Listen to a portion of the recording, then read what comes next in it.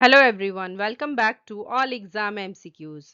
UGC NET 2025 के जून exams के लिए ये हमारी सीरीज का 5th पार्ट है। इससे पहले हम 4 पार्ट कंप्लीट कर चुके हैं।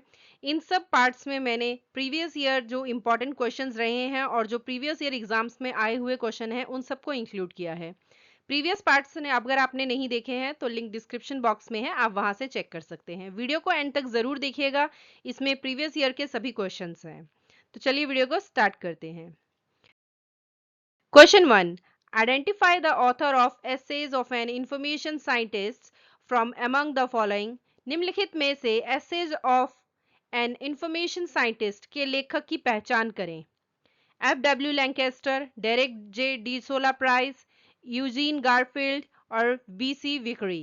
The correct answer is C. Eugene Garfield. Question 2. According to the APA style manual, a section at the end of a paper that includes information that is too detailed for the text of the paper itself and would burden the reader or be distracting or inappropriate is called.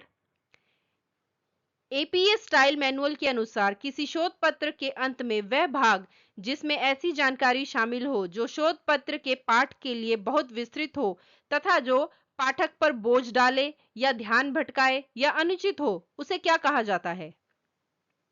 Appendix, bibliography, references या tables? The correct answer is A, appendix यानी परिशिष्ट। Question 3. Which of the following cases requires the application of a new ISSN? निम्नलिखित में से किस मामले में नए ISSN के आवेदन की आवश्यकता होती है? Change in publisher, change in publication medium and title, change in location of publication या change in editorial policy? The correct answer is B. Change in publication medium and title. प्रकाशन माध्यम और शीर्षक में परिवर्तन होने पर न्यू आईएसएसएन की जरूरत होती है। Question 4. Which organization has introduced DigBuy, a new mobile application available as part of the World Share Management Service? किस संगठन ने वर्ल्ड शेयर प्रबंधन सेवा के हिस्से के रूप में उपलब्ध एक नया मोबाइल एप्लीकेशन डिगबाय पेश किया है?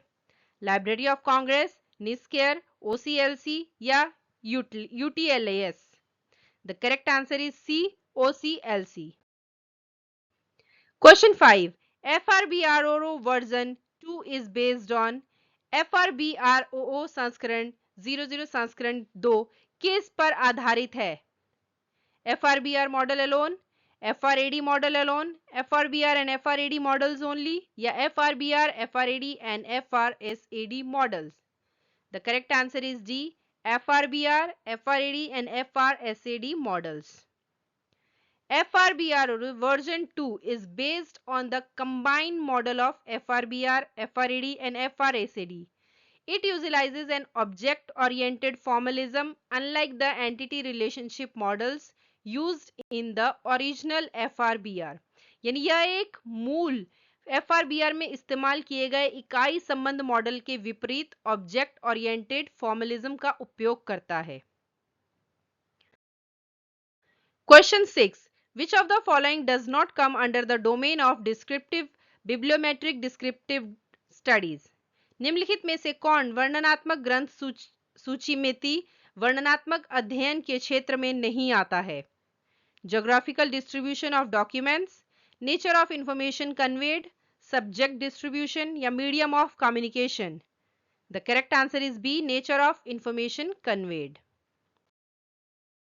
Question 7. Half-life in the context of literary growth is used to indicate साहित्यिक विकास के संदर्भ में अर्धायु का उपयोग इंगित करने के लिए किया जाता है। किसे इंगित करने के लिए किया जाता है? रेट ऑफ ऑब्सोलेंस को, रेट ऑफ ग्रोथ को, डिग्री ऑफ स्कैटर को या इंफॉर्मेशन एक्सप्लोजन को? The correct answer is A, rate of obsolescence को यानी अप्रचलन की दर को। Question 8. Which sampling method is not suitable if unit members are homogeneous? यदि इकाई के सदस्य समरूप हों तो कौन सी नमूनाकरण विधि उपयुक्त नहीं की जाती? सिंपल रैंडम, क्लस्टर, स्ट्रेटिफाइड या systematic? The correct answer is B, cluster. Cluster sampling is a sampling plan used when Mutually homogeneous yet internally heterogeneous grouping are evident in a statistical population. The population within a cluster should ideally be as heterogeneous as possible, but there should be homogeneity between clusters. Cluster sampling एक sampling योजना है जिसका उपयोग तब किया जाता है जब सांख्यिकीय आबादी में परस्पर सजातीय लेकिन आंतरिक रूप से विषय समूह स्पष्ट होते हैं।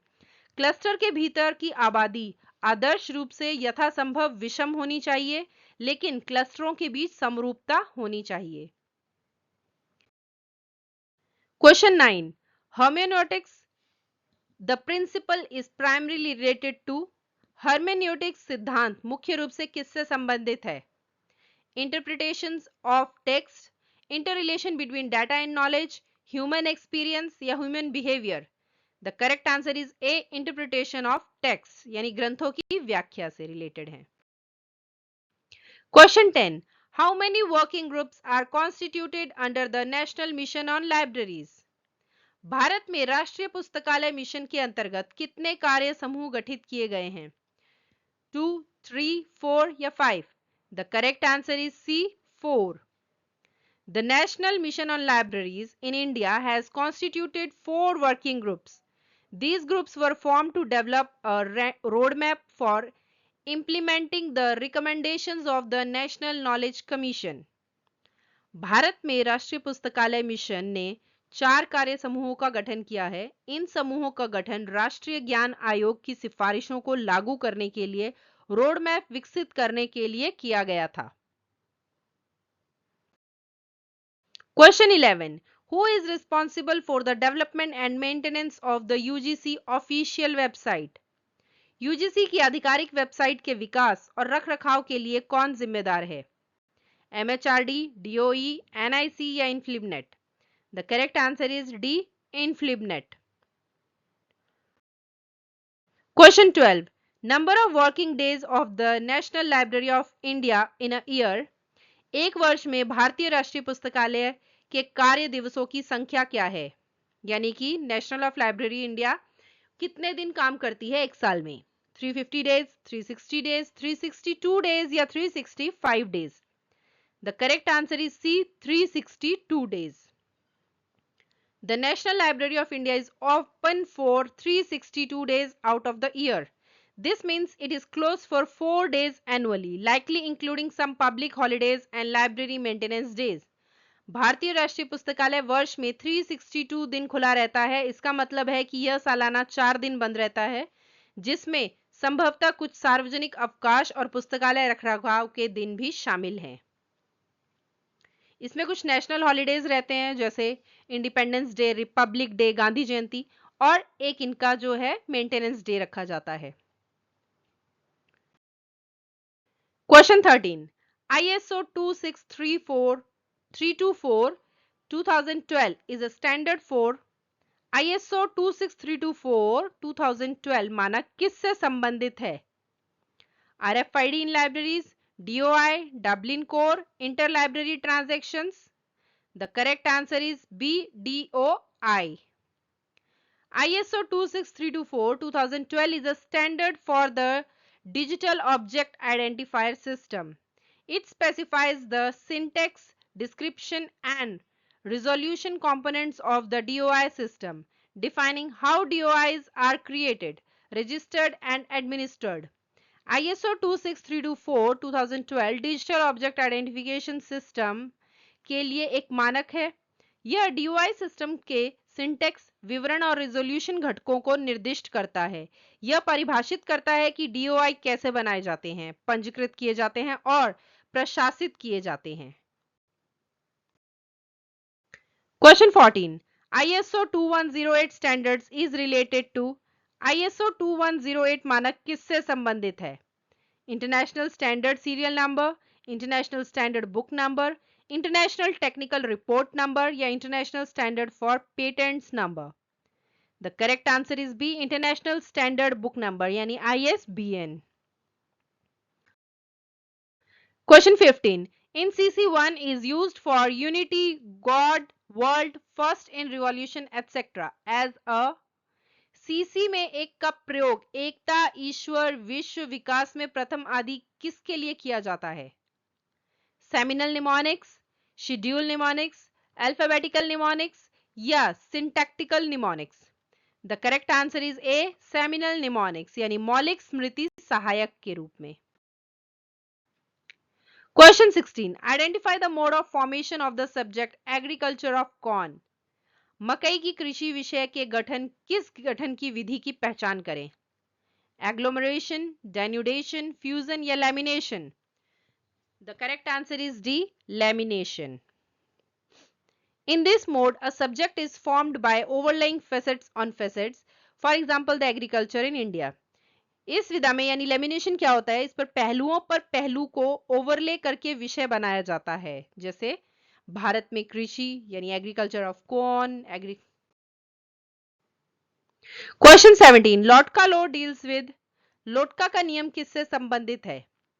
Frequency of occurrence of words in a text, productivity of authors in terms of scientific papers, scattering of articles over different journals या growth of articles in journals? The correct answer is B, productivity of authors in terms of scientific papers यानी वैज्ञानिक पत्रों के संदर्भ में लेखकों की उत्पादकता। Question 18, the large volume of high velocity complex and variable data are termed as। उच्च वेग, जटिल और परिवर्तनशील डेटा की बड़ी मात्रा को क्या कहा जाता है?